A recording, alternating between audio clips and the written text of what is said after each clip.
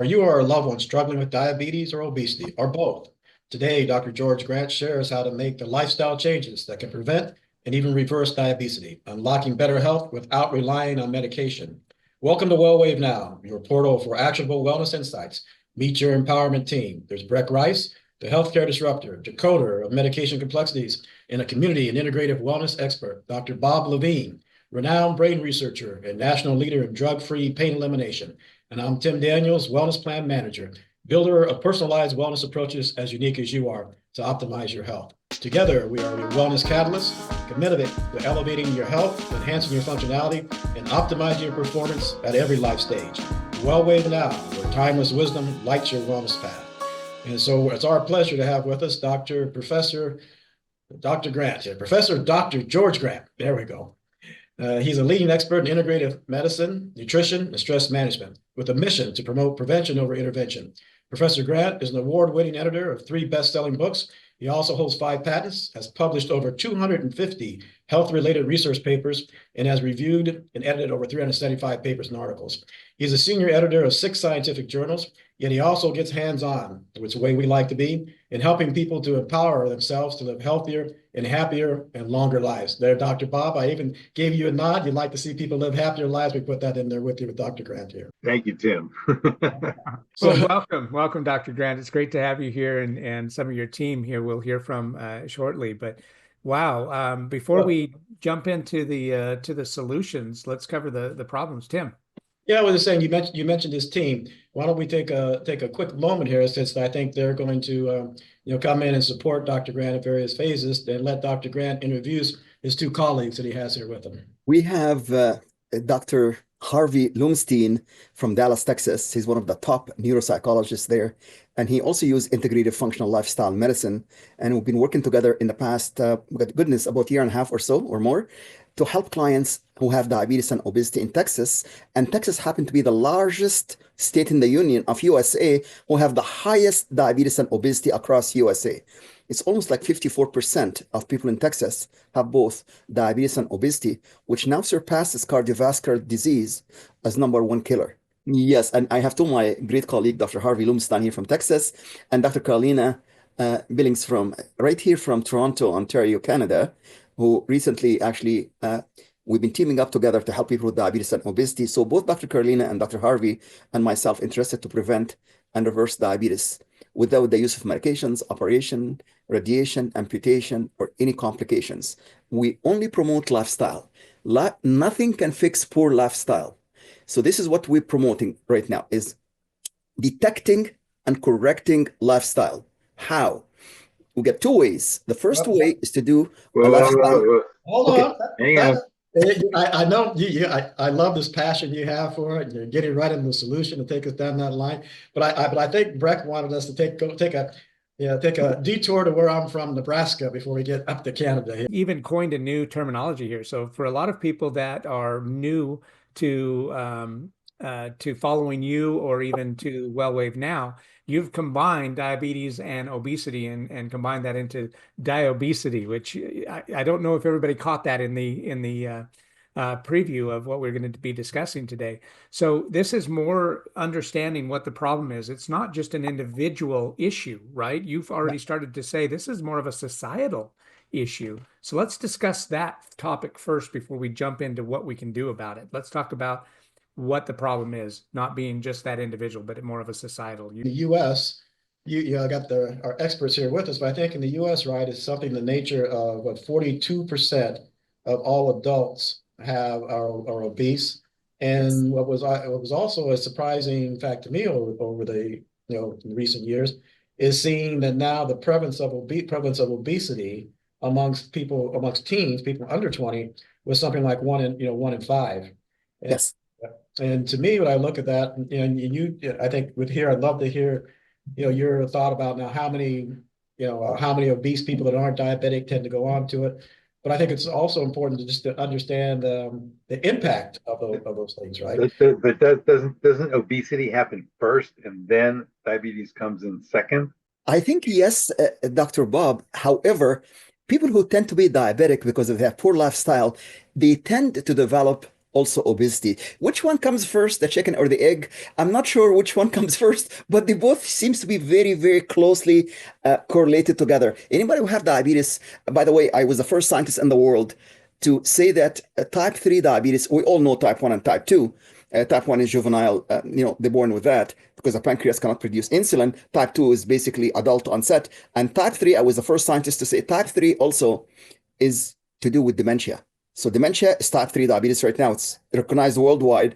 I was the first scientist to, code that. So diabetes, obesity, and dementia, they almost go hand in hand, Dr. Bob. So whether they have diabetes first because they have poor lifestyle and then they develop obesity, or they have obesity and then their blood sugar goes up and down and they have neuropathy and then they develop dementia, both those three diseases are related. So eventually, as Tim was talking about and as Breck was talking about, we've seen now diabetes and obesity, we call it diabetes in teenagers. And that's a serious issue now because when those teenagers now, they go from 16 to 18 to become young adults in their 20s, mid 20s, and mid 30s, within 10 or 20 years, we're going to have a problem in our hand. We're not going to have enough glucometers. We're not going to have enough medications even to deal with this log scale in diabetes and obesity, which reaches almost like, hopefully not, but if it reaches 60% of the US population, we've got a problem in our hand.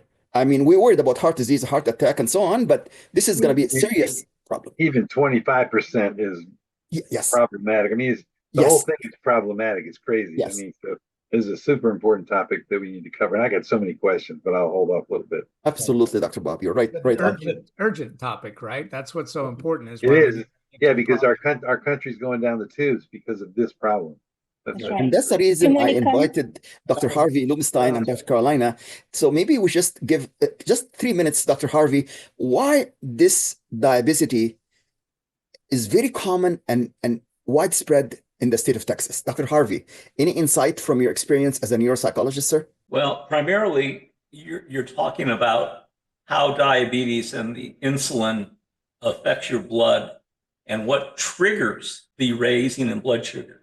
And some people think it's food. Sometimes it is. It could be the oil that you're cooking your food in. That's another thing that it can be. And certainly it's the food that you eat. And here's one other thing. It's the place where you live or the place where you work or the air that you breathe. Because diabetes is a representation of or a manifestation of inflammation. Yes. That's where it comes from. It comes from inflammation. Dr. Harvey, does the air you breathe have to do with diabetes? I'm glad you asked that question. We can see through the air now. We couldn't do that 30 years ago. However, if you were to go to look at the air, they took pictures in February of 2020, and then they took pictures in April of 2020 in the same place, and the air was clear. Let that rest. The other thing is the air is full of heavy metals, full of polycyclic aromatic hydrocarbons that comes out of your car. That it may not be lead, but it's got other things that come out, and you're breathing this. And if your detox pathways in your body are not clear to get rid of this, you are toxic. How toxic you are depends on where the disease goes. So you can be chronically toxic and you develop a chronic disease, of which diabetes is one. Okay, great. Appreciate it. And but Dr. Billings, a while back, I think you were going to state something. So yes, so my area of research and niche is women entrepreneurship in the 45 plus. So a lot of the stress and a lot of the sedentary life that comes from sitting in front of a computer, compounded with hormonal change of menopause, leads to a lot of weight gain, stress that eventually converts to diabetes. So for women, it's almost a double hinge that you're dealing with the lifestyle, you're dealing with the stress, you're dealing with, your ecosystem. Back to what Dr. Harvey was saying, is what people around you consume are the products, the perfumes, all of it leading to inflammation. In addition to that, trying to start a business after exiting corporate or most of the entrepreneurship for women outside of your traditional retail and hospitality begins for women at age 45 to 50. So it's an emotional, the diabetes and obesity can also be an emotion, a reaction to the emotional stress. Yes. Yeah, but I think, it could be reaction. And I also, we've hit a lot on the health aspects here, physical health aspects of it. But I think, right, also what you're talking about leads into the other even broader impact on life. So when you've got the obesity, you've got diabetes, obesity, all three of them: diabetes, obesity, diabetes, the threesome. When you have all that, right, that it does impact at some point for almost everyone. A very wise man once told me, only fools are 100% positive. So that's why I never say everybody, but impacts their energy, cause that fatigue. So when you're trying to be that entrepreneur, it hurts you. Number two, even and my father, who was a diabetic, they put him on which I wish I had the three of you before. They put him on insulin when I think he was 75, which was one of the worst things in the world to do. I found out now in terms of the brain interaction, right? So you talk about diabetes even without leading to Alzheimer's, right? Or that type 3, it impacts the ability to think and to function. It impacts, it impacts your social interaction, your whole, what do you got to do with your life, carry around a shot. So it's a very, very, to me, it's the health aspects are almost enough, right? As what the living with the pain and neuropathy. Yes. The effect over time. I always look at these people in their 20s and they're obese. They may even have diabetes, but they're still walking around fast. But if they keep that weight on and they have that weight and make it to age 60, then they've got the joint problems. So what do you do? Yes. So I think those are all the things that we want to look at and say and address. So with what you're talking about, to prevent both the health aspects, the mental aspect, the body health aspect, the mental health aspects, and the impact on one's life. Go ahead, Breck. Yeah, and with the hormonal changes, sorry, before we go, just what you were saying, Dr. Daniels, is that even if you're still managing okay, right? When it comes to women and hormonal changes, we're looking at gestational diabetes and menopause. So you can end up with onset diabetes even without you having a bad lifestyle per se, right? Your body changes on you, even if you have not changed your habits. Sorry, just wanted to make that Very point. good. Very good point. And you've done a great job, Dr. Billings, of explaining the changes over the decades where we're sitting more sedentary for That's women. right. But now let's take this back, because you mentioned, Dr. Grant, early on about obesity and juvenile obesity and that leading to juvenile diabetes. So what are those lifestyle changes that you've seen over the decades that contribute to the epidemic today? Is it the same thing, sedentary Yes. life? Well, one moment before you, I'm sorry, because now Dr. Billings, that was a great comment when you called me Dr. Daniels, but I let that slip by. I like to call myself a skilled layperson. I was mistaken. I've been mistaken over the years by good doctors like yourself for being a doctor, but I'm not there yet. I'm skilled layperson. Sorry, doctor. I just need to correct the record. Otherwise, Okay. Dr. Bob and Breck would be beating me up for months on that if I didn't do that. Yeah. Tim, Apologies. that was a smart move, Tim. Smart move. Thank you, Tim. Actually, what Dr. Carlina was talking about during menopause, women have now hormonal fluctuations toward the early stages of menopause. And then the hormonal fluctuations causes problem, not just in the hormones, not just in estrogen, progesterone, gonadotropin, female hormones, but it causes problem with blood flow, circulation. And when the blood flow gets impeded, then we have a problem with blood flow to the brain. And then the blood flow to the brain can cause sometimes neuropathy. It can cause pins and needles. It can cause numbness. And then if the person been diagnosed with type 2 diabetes, then physicians, unfortunately, they manage it with medications or amputation. We had actually a fellow in the state of Kentucky, Dr. Harvey and I, we met him and we know him, and he was type 2 diabetic, and he's only 50 years young. He was taking 10 medications for diabetes for 11 years. His blood sugar was as high as 450, which I'm sure all of you know, it's supposed to be under 100. And I told him, what is the lowest you ever got? He said 370. I said, with 10 meds, you go to only 370, not even 150? He said, no, 370 is the lowest I got with those meds. So working with us, with our team, Within 3 months, 3.5 months, his blood sugar dropped between 90 and 95, and he did not have any feeling from the knee down. His physician said, we got to do amputation at age 50. Yes. This amputation is being canceled, and he told him, you're no longer diabetic. You have between 90 and 95, and then go home and come and see me after 1 year for your physical checkup. So here's somebody who was waiting for amputation at age 50, taking medications for many, many years, decades, and then now he's no longer, taking any medications, is no longer need amputation. His physician was not even curious to know what did they recommend for him, because we have something called Lifestyle IQ on my website, academyofwellness.com. 10 questions. It takes 2 minutes. His score initially was 33%. Under 50 is a problem. Okay. Within 3 months, his score went up to 88%. He cut all of simple carbs, all of the soda, all of the stuff that he was drinking, all of the stuff that he was eating, because you are what you eat, you are what you do not eat, and you are what's eating you for stress. As Dr. Carolina was talking about stress, during and before and after menopause, women go through lots of stress that can affect their eating habits. We call it stress eating. They eat always a comfort food that can contribute to diabetes and obesity. I'm sure there's a connection between diet and disease. Everybody understand that, and every physician, I'm sure Dr. Bob Levine will understand that, and he actually practice integrative functional lifestyle medicine like us. So the question with Dr. Bob Levine was asking Dr. Harvey about what's the relationship between breathing and diabetes. I just want to actually tell you that there is a very strong connection, because 90% of my 40,000 clients, they do not know how to breathe properly. They breathe from the chest. Chest breathing is very limited breathing. It's actually, we call it shallow breathing. In fact, there's a scientific name for it called hypoxia. I'm sure Dr. Bob Levine knows what hypoxia is.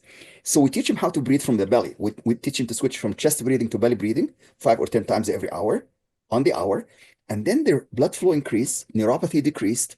So there's a connection between blood flow and diabetes. There's a connection between blood flow and dementia, which is type 3 diabetes. There's a connection between the air that we breathe. Dr. Harvey mentioned there's VOCs, volatile organic compounds, that can impede, can compete with oxygen to the brain, and it can cause free radicals. And the free radicals cause inflammation, and the inflammation cause diabetes. You see, That's right. It's all interconnected. It's all interrelated. So what we do here is we give him these 10 questions, Lifestyle IQ, at the academyofwellness.com, and then we go one step further. We have that wonderful device. Dr. Harvey and I have this virtual voice scan that we've been using now. And this device here detect and correct any frequency through the body to detect all of the red flag in the sugar level, the eating habits. So it actually correlates almost 98% with CBC blood test, MRI, PET scan, CT scan, ultrasound, ECG, EKG, and X-ray. So when we do this for 35 minutes, 40 minutes, we have an idea about the person's conditions, and then we can say, if you improve your lifestyle, like Jeremy did from 33% to 88%, then lifestyle improved and their conditions improved from 450 blood sugar fasting to now under 95, 90-95. That's the range, 90-95 from 370 to 450. Huge difference, and no numbness, no amputation needed. What I want to ask you now is about compliance. How do you drive compliance? This is excellent question, Dr. Bob. Well, hold on. This is, Hold go on, ahead. if you will, that we've got that compliance, because we need to turn, and we want to get into compliance, and with that, what are they complying with? Meaning, Yes. Right. what are those lifestyle changes you are, why they're effective? But before we do that, Breck has a word for us. So this episode is brought to you by Better Alt, committed to supporting and enhancing well-being. According to independent studies, and you can also find a lot of information on pubmed.gov, this supplement can improve your energy level, enhance cognitive function, support healthy aging, while boosting your immune system, which is important this time of year. With over between 85 and 87 of the 102 trace minerals that your body needs to survive, it's the pure Himalayan Shilajit that you can get at Better Alt. Actually, Breck, I endorse Shilajit, which is found in the Himalayan mountains. They actually call it the blood of the mountain because it has all of the essential minerals. And minerals, as Dr. Linus Pauling was talking, that deficiency of minerals can attribute to all chronic illness, including diabetes, obesity, dementia, heart attack. So Shilajit, the blood of the mountain, I strongly recommend it. And this is the stuff that we're talking about. The first step is to detect through lifestyle. What can we do here to correct the lifestyle? Because nothing can fix, like you can give them the whole Shilajit from the whole world, and if they still have poor lifestyle, it's not going to work. You've got to fix the lifestyle first. And there's not a single drug, including Ozempic, including all of the medication in the big pharma, in the big pharmacopoeia, USP, cannot fix poor lifestyle. So we start with lifestyle, the 10 questions. And after we do the lifestyle questions, then we do the second step is to do the voice scan. Then we can recommend the third step, the Shilajit, anything to do with minerals, pre, pro, and postbiotics, all of the stuff that we recommend. But it has to be like stepwise. I'm sure Dr. Bob Levine will agree with me that prevention is much better than intervention, and self-care is better than crisis care. It's Sure. all start with proper lifestyle. I'm going to get back now to Dr. Bob about compliance. And the best way I can actually explain this by giving you a story, which I just wanted to share with you. He's a client. I was introduced to him in hospice in 1998, and he was actually taking, as you can see here, 28 meds, 28 prescription medications. If you understand anything about pharmacology and toxicology, 28 medications will produce 28 different side effects times 10. 280. Like, I'm a licensed toxicologist in both Canada and the US. It took me an hour and a half to study all of the side effects of those 28 meds. This guy Dr. was Grant, 79. that's on the light side. That's some of those medications, had 100 side effects. Well, So just giving them 10 is really light. Yeah, he had done two bypass, 2 stents, and because you have 99% clogged arteries, they told him, we cannot do any more meds. Your liver is not going to take that. So they sent him to hospice. My job now is to get him to comply. So I asked him, what is it that you eat? He said, oh, nothing, doc, just bacon and eggs. I said, bacon and eggs, and you have 99% clogged arteries? Like, okay. So I said, why don't you just switch to maybe from bacon and eggs to porridge or oat milk or anything to do with like healthy porridge, healthy something like this, health vegetables, and instead of this bacon and eggs that you eat. And so I asked him, how long have you been doing? They said, oh, about 15 years. I said, for 15 years of eating 6 slices of bacon and 3 eggs fried in the bacon fat, and you have 99% clogged arteries? So I asked him, how much water do you drink? He said, I don't like to drink water. I drink diet soda. I said, you drink diet soda and you have diabetes. And he told me it's FDA approved. I happen to work for the FDA for 10 years, and I happen to work for CDC for 10 years. With all due respect to FDA and CDC, I'm not going to badmouth them at all. So I told him diet soda for diabetics is actually contraindicated because you should not do this. And he told me, I don't like water. I said, sir, just add a little bit of water, just squeeze half a lemon, a little bit of apple cider vinegar, and try it with even just like that and drink it. And finally, I tried to get him to comply with me, and he would not. He said, I'm taking lots of meds, and I'm not going to take this water or eat your stupid porridge. And he was very reluctant to do this. So I told him, okay, why don't you just do this lifestyle IQ? Tell me, his score was 25%. Now, he was in hospice, he walking dead. But I finally convinced him to comply. And this, after I complied, Dr. Bob, that's what happened now. No meds, Dr. no Grant, bypass. Dr. Grant, I have no problem. I love anecdotes. I'm telling you. But you're talking about 2 people so far. Have you been collecting data on all of your clients? You got a lot of clients. Yes. Are you collecting data on compliance? Like, what Yes. percentage of people actually follow? Yes, we You collect all of. have to make the patient want to comply.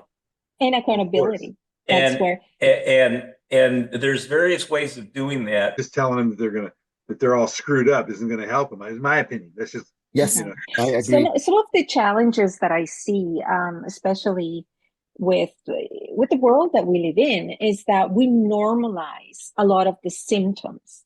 So it's, I am fatigued, I have brain fog, but who doesn't? So there's that sense of normalizing to avoid the accountability and to avoid the compliance. Yes. Right. And it's so easy to misdiagnose. Is it menopause or is it diabetes? Is it, Alzheimer's, or is it just brain fog because of whatever? Right. I think there's not enough desire in what Dr. Bob was saying. You got to link it to an outcome that they desire. Otherwise, they will never, all of us humans, we're reluctant to comply and have accountability. Yes. Yeah. so that gets back to my question. By the way, you're on the track that I think is great. Okay. Well, you got to have the lifestyle changes. If you don't have that, nothing's happening. Right. So But what Dr. I'm Bob, wondering back to your concern, right? That the scared straight method that Dr. Harvey's talking about maybe only affects a number of people. What's important? That's just one that I use. I've got 2 or 3. Yeah. Right. But the idea is to make individual? them want to get better.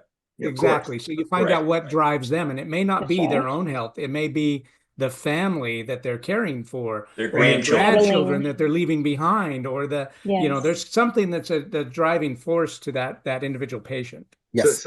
So do you guys have data on compliance in your population? Like you could say, Yes. well, 20% do amazing and 30% do pretty well, and whatever. I don't know what kind of Yes, data. Dr. Harvey and I keep track of all of the clients that we see through the scan, and we have documented evidence about people who comply with us and they improve the lifestyle. Like Jeremy went from 33% to 88%. This guy went from 25%. This one here, 1999, he was actually his lifestyle IQ now with almost like 75% from 25%. And by the way, he's still alive today from being dead in hospice. Yes, we collect data, we collect blood test, MRI, PET scan, CT scan, we compare it to our voice scan, and the comparison is scientifically valid because we do pre and post, 0, 3, 6, and 9 months and beyond that. So we collect data. By the way, Dr. Harvey and I, we're not just scientists, but we published many papers in the literature, and we have patents and so on. So yes, Bob, we do, Dr. Bob, we do all of the stuff scientifically, and people who comply with us, they switch from bacon and eggs to eating healthy food to drinking the water, finally complied with water. I'll jump in, Bob. I know where you're coming from, and I'm going to direct this a little bit.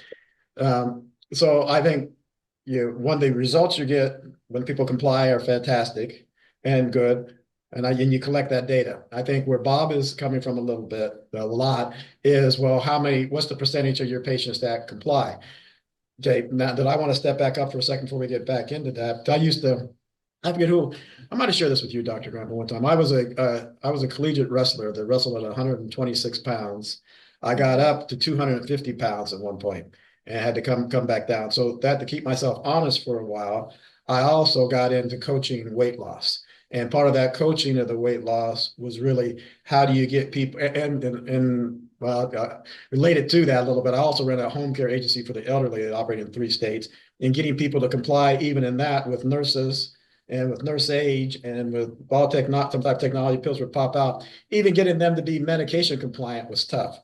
Yes. But it all circled around how do you create the environment for them? Just as like Dr. Billings was talking about what's important to them, what's their objective, how do you get them to see that? Bob, you talk about your pattern recognition interruption. It's all about, okay, when you start down that path, how do you get them to realize they're starting to have that? What's the techniques you give them to interrupt themselves in that portion? So I think there's 2 things I would love to hear, okay, because there's two parts we want to get on are both very important. One is, okay, what's your success level in getting them to be compliant? But then secondly, if they are compliant, with the lifestyle changes, how successful is that in preventing and reversing the diabesity type of thing? Initially, we have almost like 50% of our clients are resistant to switch from medication. We do not tell them to stop or reduce medications at all. We do not touch any of the metformin. We educate them about the side effect of metformin. Most people do not even understand what is the side effect of something simple like metformin, which you use for most diabetics. So I tried as a toxicologist, I explained to them, if you take a metformin for 1 year or 2 years, some of them taken for 10 years, you have to realize that this metformin has been classified by the FDA as carcinogen, potential carcinogen, and it's not actually helping with your blood sugar level with insulin resistance, because if you take it for 10 years, the definition of insanity, keep doing whatever you're doing, and after 10 years, expecting to get different results. So if it's metformin, the only thing that will help the people to comply, as Dr. Bob was saying, is to start to change his lifestyle, to start to have full hydration, full oxygenation, and then stay away, Dr. Carolina was saying, away from, all of the stress factor that affect them, including any computers before they go to bed, including all of the stress, because stress and diabetes, diet and obesity, they're all correlated. And then if we have 50% initially resistant with Dr. Harvey and I, when we do the virtual voice scan, then when they see the first month improvement a little bit, they start to comply now, and instead of 50%, they go to 60% and then 70%. After 3 months, we get almost like 85%. Am I correct, Dr. Harvey? We get initial resistance in the beginning, and then they get, as soon as they see different results and the blood sugar drops from 450 to under 100, I mean, we get full cooperation from the patient. Now they're 100% compliant. And particularly if their A1C goes down. Yes. But my early academic training, I was trained as a shrink. So I believe in the mind and how the mind works, and that has to be treated also. And there are, way back when I was doing this in 1985 using electricity and magnetics, and acupuncture and all this other stuff. I also used something back then that was called subliminal technology. And again, we have a wider difference in variation of things that are able to work with, people able to work with, much bigger than we had. Back then, subliminal hypnosis was about it. And Very powerful. yeah, and I would still use that. Now, the scan that we use, that has something built into it that you can use it during the day. You can use it 2-3 times a day. And what I think it does is it basically resets the rhythm in your brain. That's what I think it does. And people get out of it. Doesn't take much for it. It shouldn't take. Now, let me say this again. It doesn't take much for a lot of people to go off of the track. And sometimes it's just somebody who cuts them off on the street or passes on the or bumps into them. And so what you're trying to do is to get people to a point where that doesn't have an effect on them. Right. And that's going to go a long way to them maintaining their health, because it becomes a snowball. And before you know it, your blood pressure is raised, or your blood sugar is raised, or you get a headache. It all kinds of goes together. And so you have to take into account the psyche. Not to say that they're nuts. We don't want to say that, because they're not. No, not at all. It's just that they need to learn to calm down and to relax. In fact, that's what we used to call it way back in the 80s. We called it relaxation. Yeah. Okay. Dr. Bob, any follow-up question on that? Well, again, it's all about compliance. I mean, you guys are on a great track. I deal with the same thing. It's all about getting people to live a healthy lifestyle and simple nutritional parameters, and hydration is vitally important. I think the guy who's eating the eggs and bacon, if he would hydrate, he would have been fine. Because I've been eating bacon and eggs most of my life. I do too. I do too. But that's okay. All I'm saying is hydration is one of the most important things anybody can do. My mother would not drink water, and it was crazy, that she would, So, when she got lung cancer, I had to get poly MVA in her, so we had to do it IV, which they weren't doing it that much way back when. And but she lived in several years longer and got off of oxygen and out of the wheelchair for a while, and she had a pretty high quality of life, So but she wouldn't drink water, She smoked for 50 years or something. I don't know. If people were to drink a gallon of water a day, they'd never get sick. Yes, Probably, you're right. I mean, yeah, absolutely. Never Absolutely. get sick. and also, doctors many decades ago used to prescribe whole milk from the farm, right out of the cow. No BS, no processing, no homogenization or pasteurization. I think most people who are diagnosed with lactose intolerance are really homogenization and pasteurization intolerant. Mhm. And I could about 50 grand. I could do a simple clinical study to prove it. But We're gonna send you Very back. We're gonna send you back at the time before Louis Pasteur, Bob Levine, and mention him. Dr. Bob, on another podcast, I can tell you a funny story about my first experience with homogenate, because I grew up on farm, milked our own cows, and you'd skim off most of the cream and then just stir the rest of it right into the milk, right? It was more than whole milk. It was whole and whole plus milk. I'm giving it my age here, but we used to get it delivered, delivered in whatever those milk thingies, windows were, and it always had, cream on the top. It was beautiful. Yeah. But I also had a kid who couldn't handle, the formula, and he couldn't handle, regular milk. So we got him milk from the farm, and he was great. Fine. I'm gonna send you back at the time before the soft vaccine too. But coming back a little bit. Well, hey, I just want to mention that in the first year of life, the infant gets 72 vaccines. It's like 72 shots. Are you kidding me? They're barely going out of the house, and they're getting 72 shots. They are There's also a follow-up born. podcast coming. They are also That's a different born. topic. So, Dr. Grant, Not only do they get the shots, they are also born with 220 forever chemicals circulating in their blood. Yes. Yeah.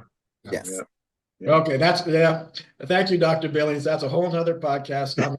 We just came up with 5 different podcasts. And I'm gonna This is a series. I'm gonna send you guys off with RFK. We're gonna bring on RFK Jr. and you guys can go at that all you want.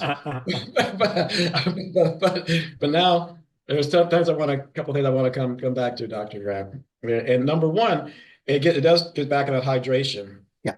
Doctor, earlier I want to go back to is that a lot of people think that drinking that diet soda is a great thing. It's non-caloric. I'm not putting on that. It's helping that.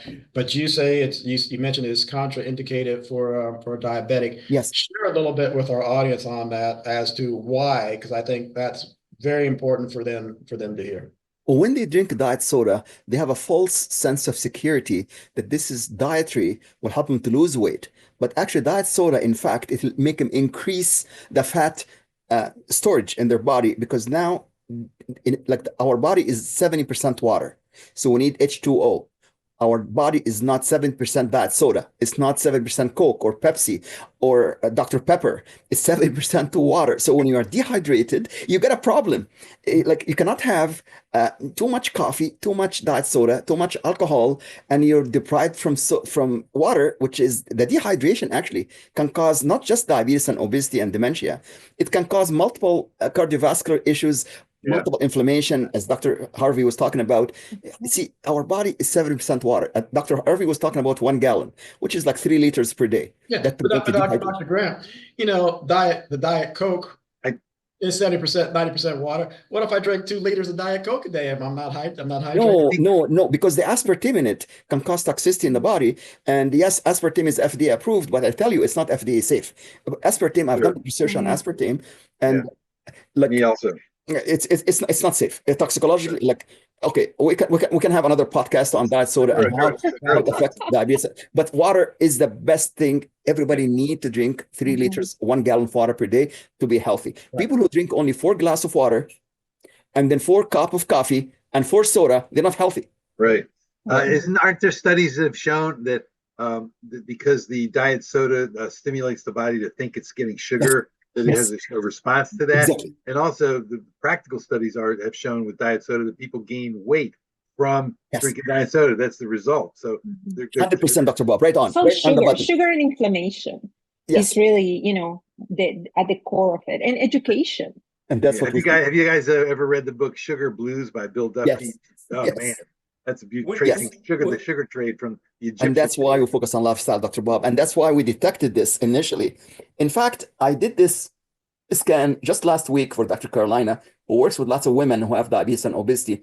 So let's give her a minute or so. Your experience, Dr. Carolina, when you did your own virtual voice scan, and you're very healthy actually, but what was your experience when I did the scan for you? You sound surprised. How healthy are you, Dr. Carolina? I don't know. Let's share the results. No, I'm kidding.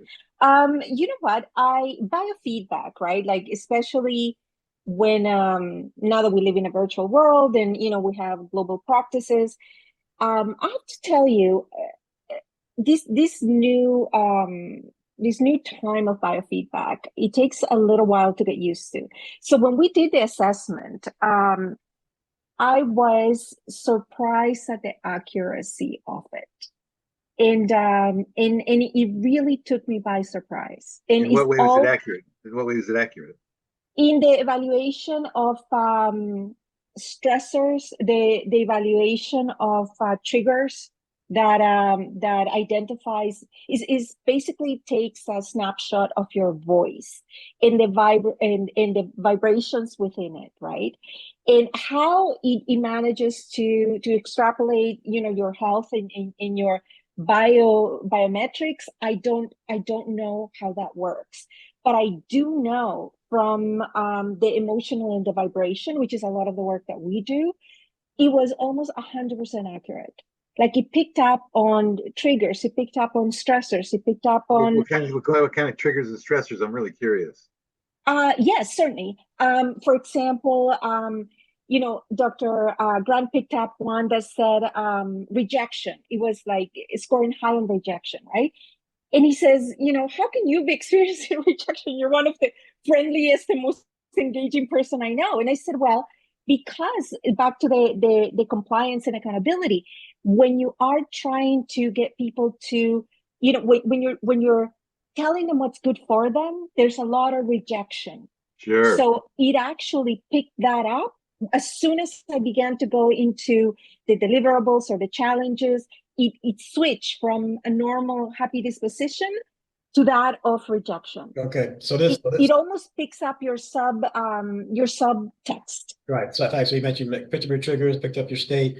So now what will you do with this information now, Dr. Carolina? So most of the challenges when you're dealing with mindset, when you're dealing with modalities that have to do with, that can be registered in your blood work, for example, right? And Dr. Grant and I talk about making the invisible visible. So this is a way to demonstrate that, listen, this is what the vibration is picking up. Let's try this protocol. Let's try this pattern interrupt. Then we can check 2 months from now, test it again. Has the needle moved? Right? And that is a way for people to take responsibility, because a lot of it, we live in the world of internet. Anybody that wants to find out anything, you're one Google away. Right?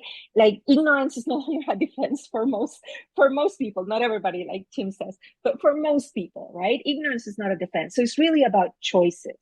And what you don't change, you choose. So when you confront and say, listen, this is what is picking up, right? Because like any visit to the doctor, if people don't tell the truth, you're never going to get a proper protocol to try to fix it, right? But if you have a way to monitor or a way to score and test it, if they are being truthful with themselves, because sometimes people lie and they don't realize they're lying, right? And they're the last ones to own up to it.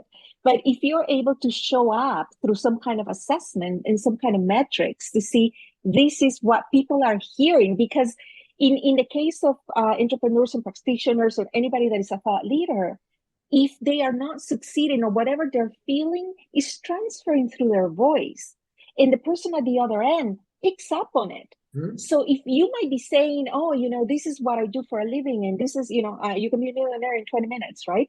People pick up not only on the messaging, but also the vibration, right, of what you're saying. So I found the scan to be a lot more accurate, or almost there was not one thing that he said that I could argue, really genuinely, like, no, that's not me. Right, thank you. So I gave you it gives you the tools for your self-assess, help you when you work with your patients, assess others, guide them, let them see it, and you can also a way of then tracking that the impact of changes. But now you've hit it at the lifestyle changes. So we've established that the lifestyle changes can really help in the prevention and even the reversal of the conditions. But the people will still need some help and some guidance and some work on it. But let's share a little bit more of the secret sauce of those lifestyle changes. Because what I picked up so far, we talked about proper hydration. Yep. Eliminating sugars. Portion sizes. We take a bowl for cereal and we fill it up to the top, when that can be like 3 or 4 servings, right, according to the caloric breakdown of what you're eating. So what are the other exercise? Let them go. We've got we talked about hydration, we talked about breathing, oxygen. We talked about also healthy sleep. People think sleeping is to rest. It's not just to rest, it's to relax, it's to rejuvenate, it's to recover. You see, during our sleep, we actually do lots of biological stuff. It starts at 10:30 p.m. People go to bed by midnight or after because according to Chinese meridians, the liver and gallbladder meridians start work at 11 p.m. So I tell my clients 10:30 p.m. is bedtime. So that way you can recover, your liver start to kick in to do detox the body, and so is the gallbladder. And then the sleep now becomes a time to rejuvenate and to recover and to detox. But if you go to bed after midnight or 1 a.m., it doesn't matter how long you stay sleeping until you cannot recover back from 10:30 until midnight.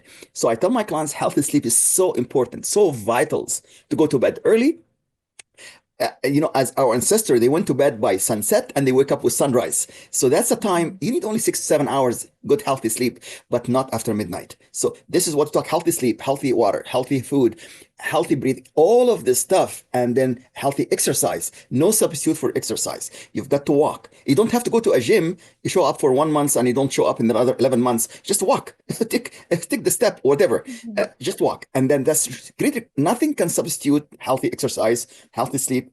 So And this is all 10 questions in our lifestyle IQ. And then when we detect this, as Dr. Carolina was saying, we detect also all of the hidden emotions that they're not even realizing. And when Dr. Harvey and I do the lifestyle IQ and then we do the scan, he is a neuropsychologist, and he helps people to detect and correct the lifestyle with using the 10 questions, and using the scan. I'm going to tell him how accurate, Dr. Harvey, the results we get from this scan to CBC blood test, MRI, PET scan, CT scan, ultrasound, ECG, and AKG. From your experience as a neuropsychologist for many years, you've been practicing this for many, many years. How accurate is this device, Dr. Harvey? It is unbelievably accurate. I would hate to say 99%, but I would certainly swear on 95%. Yes. 95, which is actually better than when you have blood at the doctor's office. Right. So I have a question for you guys. How do you deal with somebody, because sleep is vitally important. So how do you deal with somebody who wakes up in the middle of the night, 3 a.m., and they can't go back to sleep, and they're concerned about what's going on for the next day or their lives in general, and their mind's racing around? How do you advise them? This is a great question, Dr. Bob. Most people have this habit. So we find the root cause. Why are they waking up in the middle of the night? The reason for this could be stress, number one, acute or chronic stress.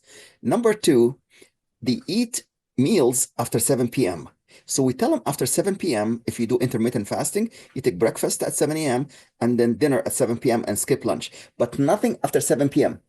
Because after 7 p.m., if you eat, like, let's say you eat heavy meals at 10 p.m. and try to go to bed by 10:30, your body is confused. Do they digest the food now, or they detox the food, or like, and then that's why they wake up at 2 or 3, in the morning. So we find out if they have prostate enlargement for men, or problem with uterine fibroids, or ovarian cyst, PCOS for women.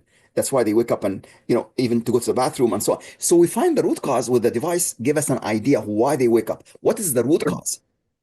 Once you find the root cause, the answer is very simple. Like what Breck was saying and Tim was saying, just give them minerals, give them shilajit, the blood of the mountain. And then once you have the minerals, Dr. Linus Pauling said, everything to do with any disease, to do with mineral deficiency. I agree with him 100%. He is, by the way, twice the Nobel Prize winner, and he's been attacked by so many physicians that he's talking about vitamin C and cancer, vitamin C and heart disease. Forget about the controversy, because he is one of the best scientists ever lived. And by the way, if you study chemistry and you know about the periodic table, he is the guy that studied all of the halogens in the periodic table.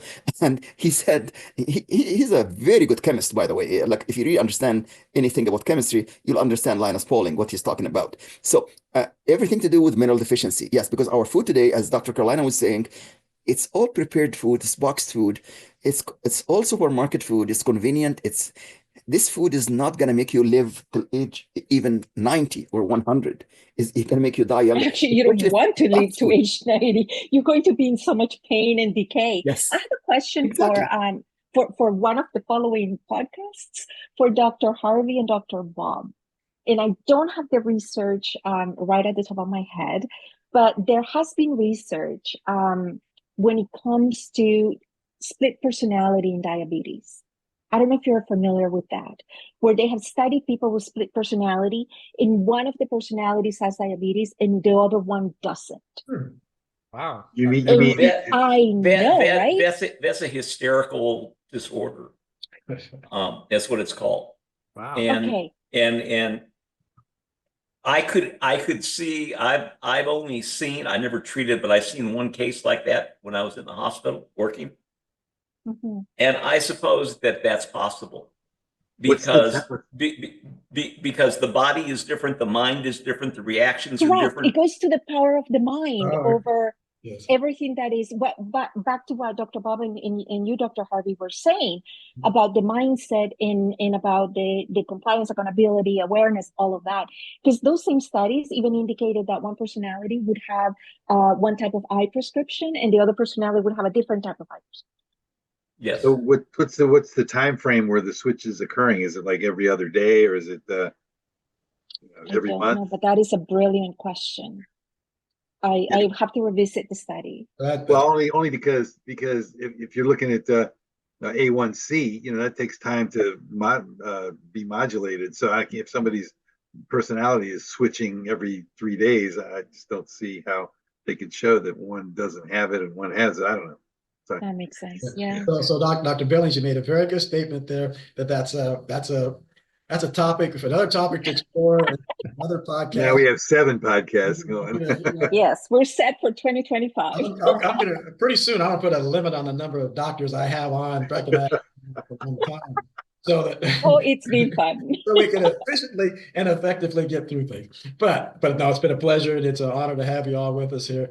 Breck, before we sign off, a couple of quick things. Maybe Breck, you have any other questions or anything that you have for the folks? Yeah, let me check this in from the studio audience here. So just better understanding what the key pillars are. We've addressed all these, but really put the key pillars to addressing the root cause of diabesity. Lifestyle. Yeah.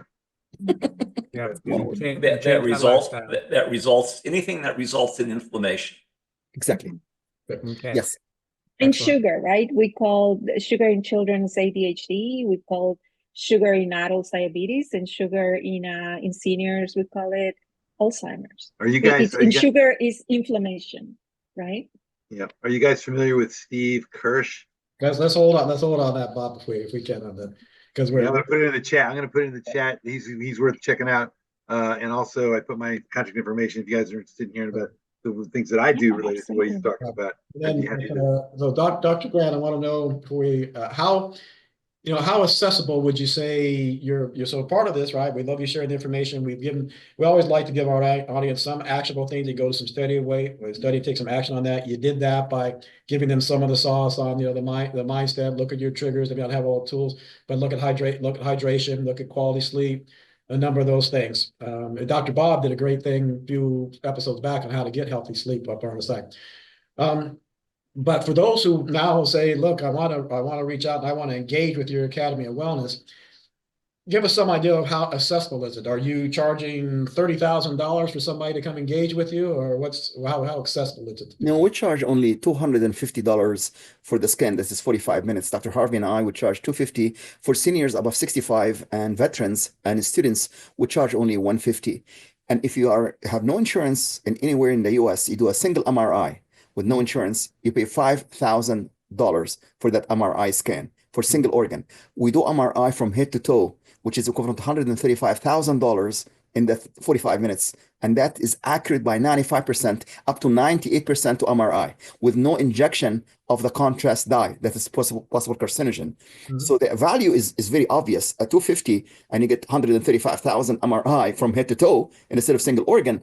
And then you get all of the vitals, you get food allergies, you get all of the food that causes allergies, like gluten, and some people have problem with casein, the milk protein, not just the lactose, but the casein. People have allergy and they have phlegm in the morning and they have cough and so on. So we can detect milk allergies. So we switch to almond milk or coconut milk instead of cow's milk, especially the one that is pasteurized. And we're not talking about raw milk from the cow. We're talking about the commercial milk now. We're talking about, it's not just lactose, it's casein. So the device detects milk allergy, gluten allergy, any allergy, and then any exposure to pesticides. We know every food in the US now sprayed with glyphosate.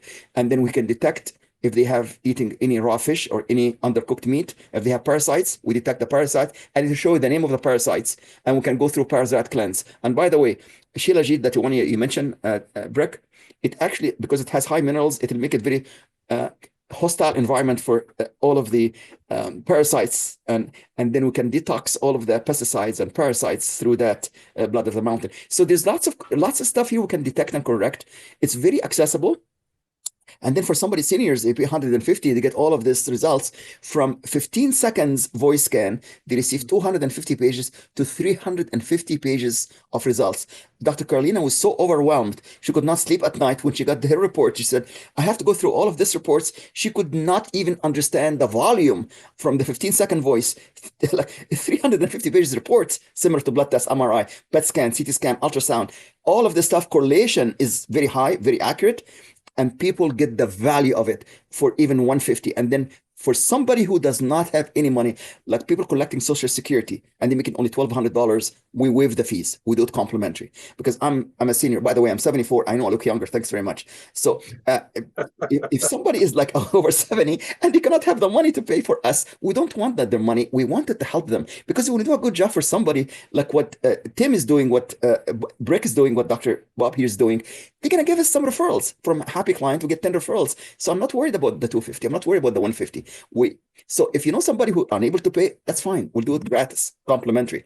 Because if you are kind enough to extend your hands and help somebody else, then you get the divine connections here. We'll return this by 100 times.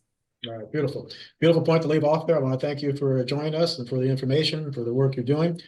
Great pleasure to be here with you.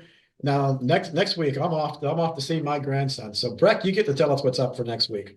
So next week, we're going to talk about another element that is missing in most people's diet, and that is iodine. So there is pure iodine that is available that can do so many things. We're going to bring in a scientist to talk about the pure iodine, and I've been starting on it myself. I do a couple sprays in the back of my throat, and man, I haven't had any of the elements that my grandkids and everyone else has tried to give me, you know, all the little coughs and everything. So it's great for immune boosting. So we'll talk about that next week. All right, great. Now, one thing we didn't talk about, Dr. Grant, and look at this, is I know you're a big fan of PEMF, and we never mentioned the PEMF brands on here. You know, as we and I talked about, I've worked with over two couple and over 7 years now, and looked at a lot of others.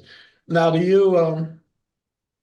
do you see PEMF as applying to your work with diabetes and obesity, or do you see it? Let's stay on that topic. I know there's a lot of others. Do you see it apply in this area of work? 100%. In fact, they're using PEMF mats, and it'll actually prevent and reverse neuropathy.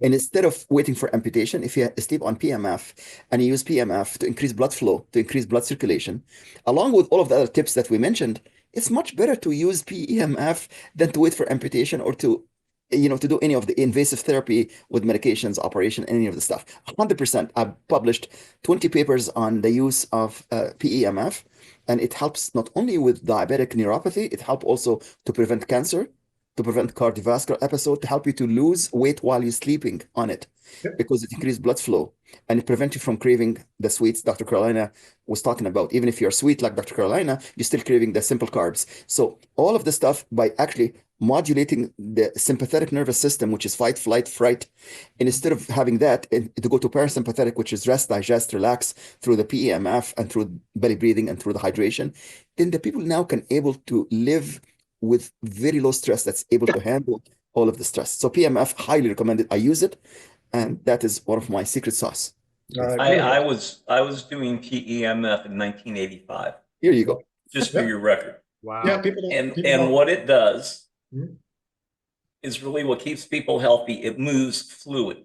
Yes. And that's the key to being healthy, moving fluid. Vasomotion. Yeah, there you go. That's right. That's what it And does. when we sleep, by the way, we have the brain go through glymphatic to clean the toxins from the brain. It's like removing the toxins from the lymph. So the brain go through glymphatic to remove. And then when you sleep on PEMF, you have actually brain detox, liver detox, kidney detox, gallbladder detox. We remove toxins. It's not just to rest during sleep. It's to recover. It's to rejuvenate. It's to detox. That's the key here, to live healthy till age of 111. Forget about 100. We all should live to 111 or 121. About 150. And back Yes. back to normalizing, like we've normalized waking up tired, Right. which is, it just makes no sense, right? You just rested and slept. I have certain explanations for why people get good night's sleep. That's why I respond to 120. So, well, Dr. Bob, I'm Dr. Bob, Dr. Grant, maybe Dr. Billings, Dr. Lumstein. I'm throwing Dr. Rice. I'll make Breck a doctor too. It's 120. That's what you gotta live to. I think there's been shown that one person, there was one woman I think they thought lived beyond that, but they couldn't completely verify it, and there was someone from the 122. And I guess I gotta proselytize here. Go look at Genesis 6. Of course, I knew you were going there, Tim. I knew. Genesis 6:3. Yes. But my spirit will not contend with man for more than 120 years. Yes. So that's it. But now it's a matter of, can you get there, and can you get there in the body and the mind that you want to get there in, because it's there for you to make it. Are those dog years or no? I'm just kidding. They're Arizona years, right?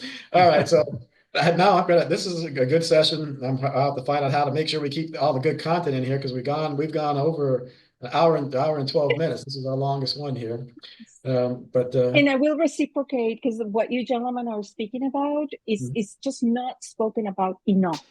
And I will have you on my PWT Live to speak to the executive, the women, C-suite, and greatly affected by all of this. Excellent. Thank you so much. Thank you so very much.